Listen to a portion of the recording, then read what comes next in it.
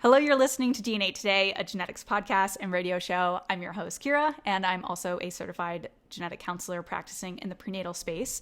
But today we are exploring more of the pediatric space. My guest today is Patti M Hall, who is an advocate and author. She's a member of the board of directors for AcromegalyCanada. She recently released Loving Large, a memoir about her son's diagnosis with a rare disease. And for those that are watching on video, head over to our YouTube channel if you're not. Here's a cover of her book that you can also kind of see behind her there too. So thank you so much, Patti, for coming on the show. I'm looking forward to exploring your fantastic book. Oh, this is great. And thanks so much for saying that about the book. It's a rare day when I get to do an interview with someone who's read me cover to cover. And in the book, you share your family's journey with your son Aaron's diagnosis. One line that stood out to me that was very early on in the book was kind of capturing the experience at the beginning of his diagnostic odyssey. And it reads, quote, "How did we go from sore knees to a brain tumor?" I mean, this was only within a few weeks. Can you share how the journey started and what those first few weeks were like for you and Aaron and your other family members? Sure. I mean, we literally did go from sore knees to brain tumor in a rapid succession of medical appointments. So here we were, a kid in grade 8, a kid in grade 10, pretty active boys, rough and tumble, all the normal stuff. I was just as rough and tumble too, so it was no surprise for them to occasionally have a bump or a bruise and us not to think much of it. And there were kind of random complaints starting over a few months. Of Aaron would occasionally have a headache, but he would be dehydrated. We'd play that off as, oh, we'd seen that in sports, or he'd been bouncing on the school bus, or maybe he'd overdone it the night before, staying up too late. He was 16 almost, and we downplayed it. But then he, as a hockey player, he made the switch over at the end of the hockey season. He switched over to football. He thought for fun maybe he'd do some football, and within 3 days of the impact training for football, he could nearly not walk because of the joint pain in his knees. So he started saying, listen, this is, as an almost 16-year-old would, it's like, I can't go to school. I can't bear the pain. This is unbelievable. And I thought maybe it'd get better. Sore muscles. This wasn't sore muscles. So it was an excuse for me to get him to the doctor, which wasn't easy. Bit of a belligerent 15-year-old, didn't want to see the doctor, hadn't been to the doctor, I think, since he got his vaccinations as a child. We had super healthy kids, and off to his pediatrician we go with. He's complaining about the sore knees, but I wanted to also talk about these random headaches, which were really just random. There was nothing else that seemed to me to be extraordinarily strange for what a kid was going through. And that led to a series of medical appointments in a couple of weeks. A CAT scan, poorly done and incomplete, still revealed a golf ball-sized tumor on Aaron's pituitary, which was the cause of what would be later, very quickly, but still a few days later, diagnosed as gigantism. And to give people a sense of Aaron at the time, I mean, he was in early high school. Right. How tall was Aaron at this point? So he was tall, don't get me wrong. He was 6'5", which felt like an early growth. But I was active in his hockey coaching. His dad and I were both active in sports. We saw tall kids all the time, and we knew our kids would be tall genetically. I'm 5'7". Their dad is a tall man as well, so we expected height. We didn't expect it early, but I also had no conception for when a kid should stop growing, as it were. So he was 6'5".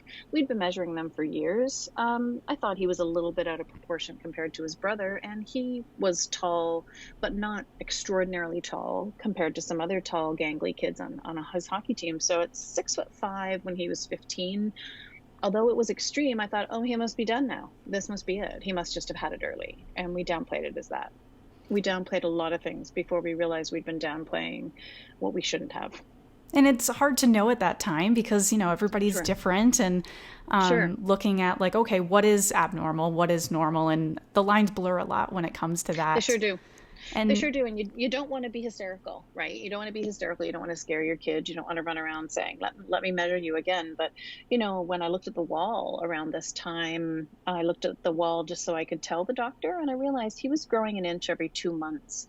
in that 12-month period before we discovered the disease. It was rapid for sure. And I'm not saying whether that is normal or not normal. I'm sure kids have so-called growth spurts like that. But he certainly was growing at a rapid rate when the disease was discovered. And so once you had a diagnosis, what was the projection for how tall Aaron would become?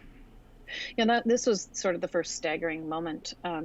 It was 7'4" plus. So early testing showed really cool thing, bone age x-rays, which at the time were really cool because we didn't realize what it was going to show. But pretty quickly, a pediatric endocrinologist helped us do the math. And it was, if he kept growing at the rate that he was, based on what's called bone age x-rays, he would have been 7'4" plus pubescent growth. So maybe as everybody said to me, the 2 or 3 inches that guys, quote unquote, grow just because around when they hit puberty. So that could have put him at 7'6", 7'7".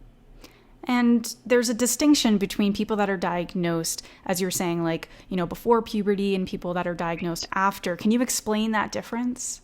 Sure. So pre-puberty diagnosed individuals with a pituitary tumor that secretes growth hormone are diagnosed with gigantism, which is even more rare than what is known as the adult form of pituitary tumor secreting growth hormone, which is acromegaly. So some people will have heard of acromegaly, or they will recognize people who've been identified as acromegalics. But the even rarer form that Aaron was diagnosed with was gigantism, and what made it so was because he hadn't hit puberty yet, which meant that his joints were, when the bone age x-rays I mentioned were done, we could see that his growth plates hadn't closed, that the epiphyses, that sort of soft piece at the end of bone that turns into hard bone, should be closing in the dark gaps to its nearby partner in the joints. That gap should be closing. Aaron's gaps were wide open, and his body thought that it was 2 years younger than it was. And so that was what the math projection was based on, to show if he keeps growing at this rate unabated, then we're going to see him in the high 7-foot range. And this can be very dangerous in terms of just the toll on someone's body. What are some of the other symptoms that people experience when they have gigantism? So, the thing that I think is seen in children and also seen in adults, so gigantism or acromegaly, or acromegaly, as some people say it is mispronounced a lot. We say AcromegalyCanada at the charity, but large hands and feet are really typical. So places where bones can still be moving around, the face, the hands, the extremities, you'll see large hands and feet in kids diagnosed with gigantism as well as adults with acromegaly. But in the case of specifically what I know, boys with gigantism, thick fingers, a lot of soft tissue buildup. You'll see larger foreheads. You'll see what's called bossing, or prominence across the forehead and the brow. Jaws can be significant, and that's in addition to what's going on with joints. Then there are things that are into the soft tissues, like thicker tongues, broadened cheeks, what I call thick skin, the backs of the hands, the broadness of the nose, a flat affect sort of to the nose. That's somewhat typical. And see, these are things that would be happening that we might just think was how our child was changing. If it's also happening, however, with height and some of these other symptoms, then it becomes something to pay attention to. Then there were the things that are other systems, like getting into endocrine systems, getting into sweating, headaches. Tumors that are significantly large can be affecting hearing, can certainly affect vision, which was something that was happening to Aaron. It's not surprising to see a peripheral vision that's limited. A lot of people start to complain about impairments that they think are normal growing occurrences that we downplay. And certainly vision, hearing, and sleep, really, really common, but almost always headaches. Headaches that can't be explained, that we explain away, but once we do something about, they keep on coming. And I understand from a lot of people that the headache location can be quite specific too, but I'm not an expert on that. And so you were learning so much in just these first few weeks and years to come. I mean, one line that stuck out to me was, it wasn't like I could ask someone who had been through this. This is a rare disease, as we've been talking about. I mean, how did you end up connecting with the rare disease community so that you could find other parents in similar situations? I suppose I got lucky one way. I had to find doctors for him. So in finding doctors for him, I would often say, like, have you seen one of these before? Most often the answer was no. I haven't seen a kid with gigantism. Sometimes they would say they'd seen someone with acromegaly, but I was dealing with a 15, 16-year-old child, and I wanted to know how to help him with this as much as to deal with the symptoms. I say in the book that I learned really quickly that the people to ask for information were the assistants of doctors. That was such a good part that I was like, yes, that is the key to like getting through healthcare and navigating. Totally. So I finally said one day to the soon to be brain surgeon that we found, I said, like, has he done one of these before? Like, do you know another family? And she said, actually, yes. And I'm going to get permission from the other family to see if we can connect you. So although that was tremendously comforting for me, I'd actually hoped it would be comforting for Aaron to find another child coping with what he was. That may not have been what he needed. He really didn't want to sort of embrace what was happening to him until he could do it in hindsight. But me finding this other family, these people meant everything to me, that I could say to them, did this happen to you? Did that happen to you? So this now is, I know one of these situations, here's that irony of you don't know what you need until you find it. I know that parents, what I call rare moms and warrior dads, we don't know what we need until we find it. But that moment when somebody else says, oh yeah, my kid does that too, is just sets you free. It's no more comforting going through the medical knowing somebody else has to suffer too. But you know what? Sometimes in the middle of the night when you think something is strange and you just want to ask, it meant everything to me. So I find a home in the rare disease community now. I recognize myself in other parents and in patients and caregivers. I recognize myself, and that's given me a lot of comfort in the last 10 years. Yeah, definitely. And just being able to, as you start navigating this and continue to do so, I mean, what was your thought process with how much to disclose to Aaron during his teenage years, especially during that first few weeks, months with the diagnoses? I mean, how did you balance this with healthcare providers sitting right with you and talking to you and Aaron at the same time? I mean, that must have been challenging. Sure, that was brutal. You're still somebody's parent, in those early days, the best thing that happened to me was Aaron led the way. He said, I don't want to know. As long as you understand, and there are some pretty powerful scenes I know in the book where he says to me, like, do you know what they think? And I would say, I do. And he said, good, as long as one of us does. And he didn't want to know. Now, I never knew if he was upstairs Googling. I mean, it was 10, 11 years ago. I didn't know if as a 16-year-old he was upstairs Googling about this. I didn't know what he was learning on his own, but he was really clear with me. So I stuck to what my kid wanted me to do, which I think is the rule for every caregiver. And it's a difficult line to walk, and I've walked it in other parts of my life. They get to run the show. They've got to live in their body. They've got to go through the treatments. We can do everything we can, but we're still just the sidekicks, we're the person beside the bed. So he told me he didn't want to know and that he would ask when he wanted to know. Where doctors were concerned, and this is a whole piece for us to talk about, which I know interests you, is 9 times out of 10, the problem was that doctors didn't address Aaron. I started not being afraid they'd say something horrendous in front of him because I was more concerned they were saying nothing in front of him. In fact, they didn't even address him when he was in the room. Some doctors, even pediatric specialists, would treat him like he was, an adult in a child's body. Like he had a toddler's imagination for what was going on and ability to comprehend. And then others would expect that he had the compassion and instincts and intuition of an adult in trying to take in information. So it was hit and miss. And I was always responding to, you never know what you're going to get. Today is a whole new ballgame.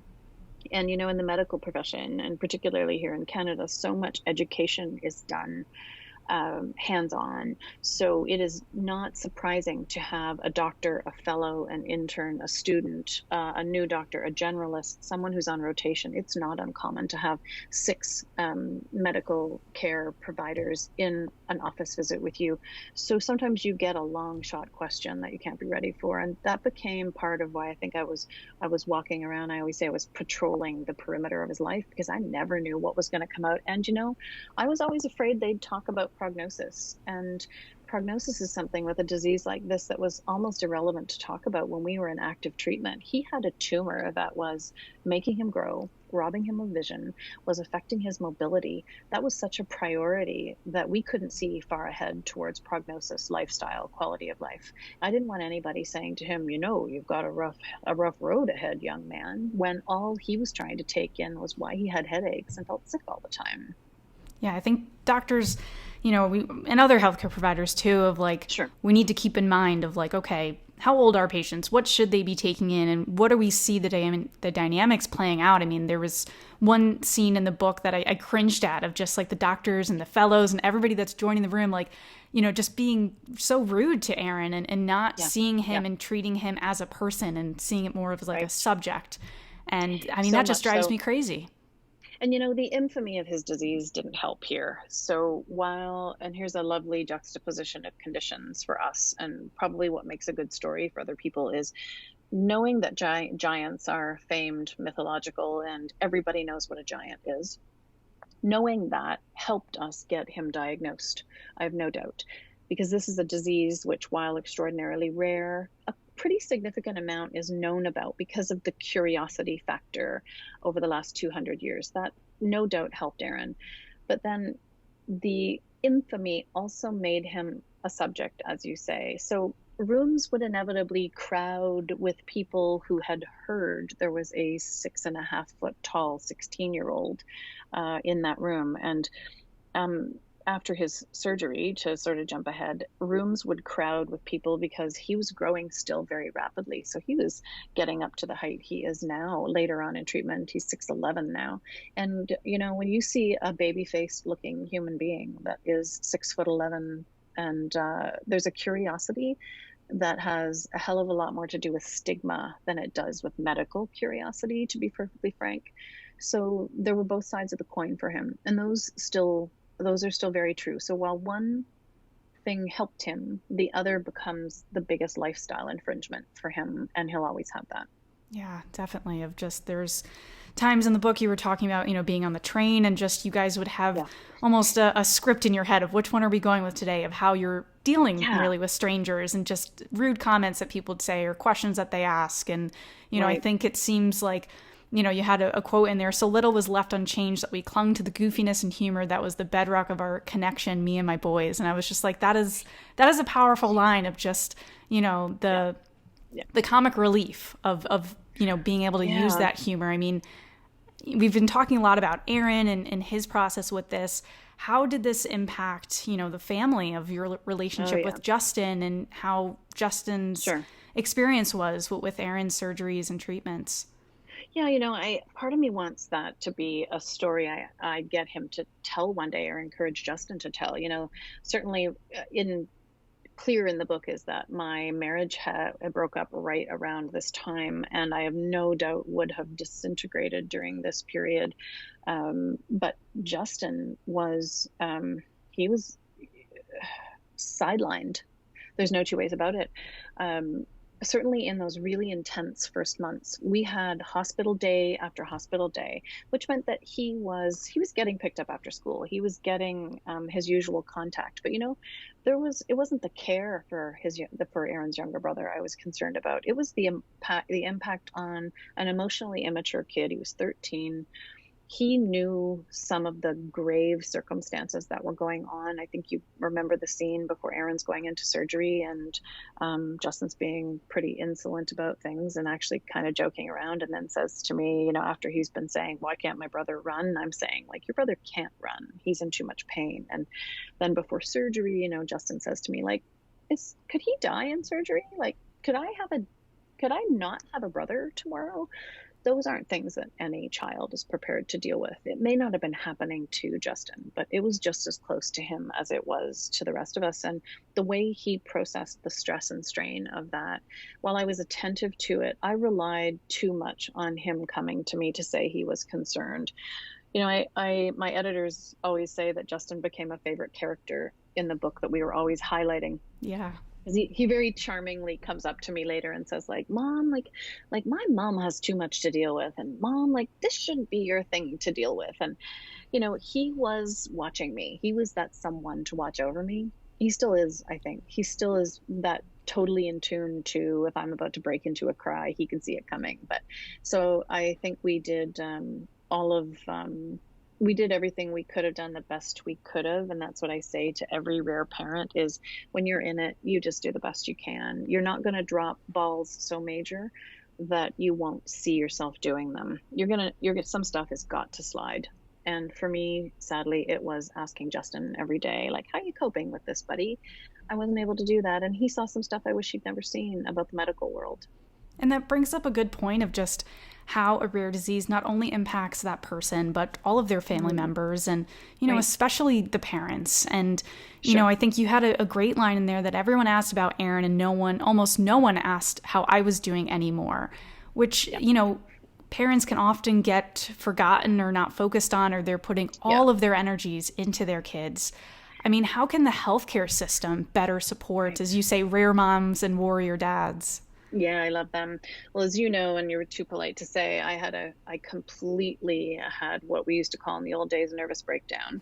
I'm pretty open about it. I had a major depressive episode, which after Aaron was somewhat out of the woods, after the most intense part of his treatment was done, that, I like to remember the individuals here rather than the collective. You don't want to sort of tar the entire medical industry with not coming through for my kid, because that isn't true. He had tremendously successful treatment.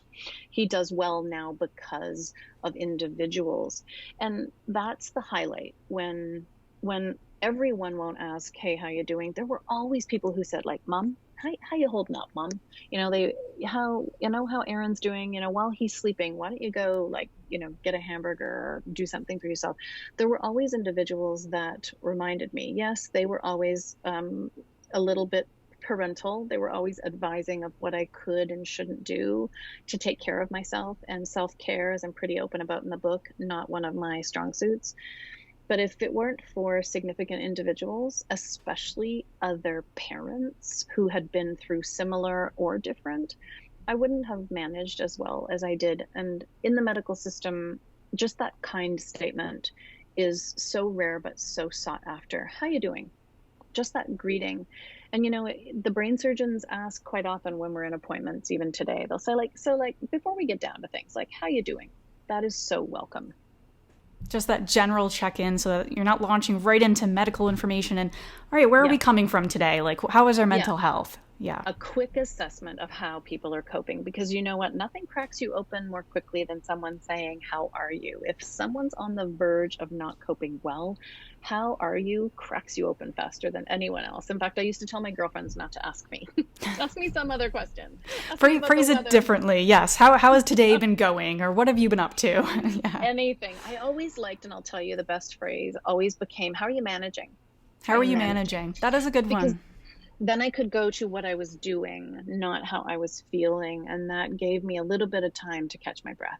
Yeah, that is a good one for people to remember when they're struggling with how to connect with patients and really how they should be checking in. Sure.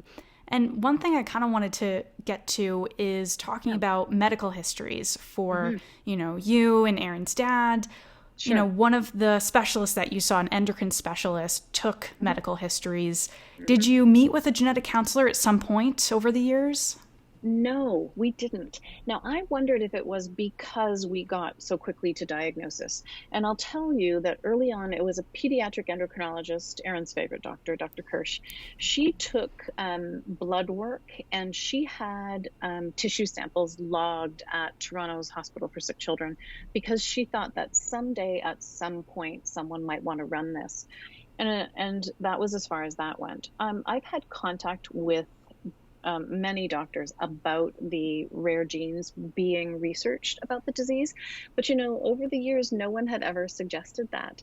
One doctor, Marta Corbinitz, who is the discoverer of the so-called Irish giant gene, she's the first person that took what I would call a genetic history of us. And she actually mapped the family genes on Rick's side of the family, Aaron's dad's side of the family. And there was, in fact, an example of another individual, an uncle, Aaron's great uncle, who had a pituitary tumor. But that also then led to information that we weren't ready for. which is the one of the climaxes of the book, is it occurs to me that if we're not looking just back at who could have the gene, we also have to look forward at who could have the gene. And I realized Aaron had a brother who was very tall.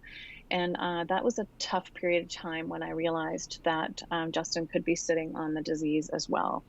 Here's the glitch with this disease, though. Acromegaly, the adult form, can occur at any time. The pituitary tumor can occur at any time. This is not a childhood disease, although there are two, I believe, genetic markers discovered, the AIP gene and the XLAG gene, they're called. Neither of those so far has, or their derivatives, has explained gigantism in our family. So we're considered one of those families. We have a code name, and Dr. Marta Corbinitz has permission to just keep on running our analysis. A couple of years ago, Aaron's father and I and Aaron participated in submitting for tests of trios of father, mother, child to see if there is something more that can be found in our trio or other trios. We really hoped, actually, that it would be Aaron's, that the AIP gene, the FIPA gene, the Irish giant gene, which has a hotspot in Northern Ireland, which we have ancestry in. I hope that there would be logic to that, that would explain something for us. That would then give us something to test for, because people in the rare world, we want some kind of information to cling to. And the fact is, we don't have it in our family. And I say we because it could be in any of us. Aaron might have been the first discovery, but I'm very aware that anyone related to us genetically, this disease could crop up for them. So it's another reason why talking about it, however difficult, becomes important, is that we're all helping each other, but we're also helping those we share DNA with. Yeah, definitely. I think that's very well said. And with how fast genetics moves, hopefully there is, a genetic change that we can find that then you can test out their family members that want to look at it. So it's good to hear that at least research is being done, and hopefully very soon having an answer for that. Absolutely. So before we wrap up today, just wanted to ask how Aaron is today, and are you possibly working on a sequel? Is that something in the works? Oh, look at you. So he is as great as he can be. He is no longer growing. He has had 2 surgeries. They were done back to back. They happened during the book. If anyone is fascinated by the technology, the medical technology that allows for tumors to be removed from the center of the cranium, fascinating stuff that took place right here in Toronto, and some fabulous coincidences around it. I know everyone loves the medical stories, right, of how I actually found the doctors we needed. So he's doing as well as he can. He's relatively asymptomatic. He's 6'11". He's a big man. He's got a great life, and the only interruption to that reminds him about medical treatment is every 3 weeks he has a nurse visit him.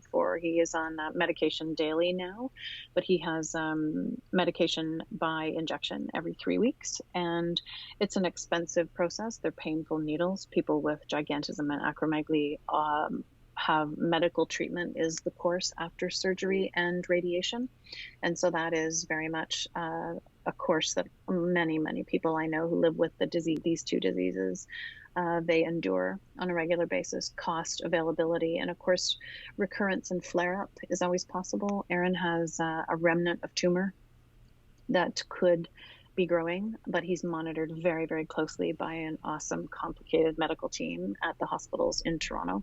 And that's also reality for people with gigantism and acromegaly, the constant monitoring, because these tumors, while slow growing, can change and can be secreting. So that's what his treatment looks like right now. Sequel? Yep. So I will be investigating everything about giants and going deep into the genetic discoveries, the history of giants, together with a couple of people I've come to know in England and Ireland. That's on hold now because I couldn't go there for research because of COVID. There is another memoir coming that steps off from the end of Loving Large and really highlights Aaron. As you know, Aaron becomes a pretty powerful character in the book in his own right. And by the end of the book, says to me, Mom, I'm okay. I'm okay. I want you to go get a life. And I wanted to, but didn't know it was time to. So the stepping off for the next book is what I did when my son said it was okay to go and live for me now and not be on guard for him all the time. So that one's in development now, as well as the Giants book. Well, we're certainly looking forward to it. And, for those that are interested, and again, if you're watching this on YouTube, here's the cover of the book. And I mean, it's great. If I flip through the whole thing, you'll see all the highlights and everything as I read through. And I wanted to mention that we're also going to be doing a book giveaway together. Terrific. So you guys can head over to DNA Today's social media. So just search DNA Today on Twitter, Instagram, YouTube, and Facebook. That way we can all connect and you guys can enter to win your very own copy of Living Large. I can't wait. Yes, definitely. And so also wanted to give you a moment to plug your podcast as well.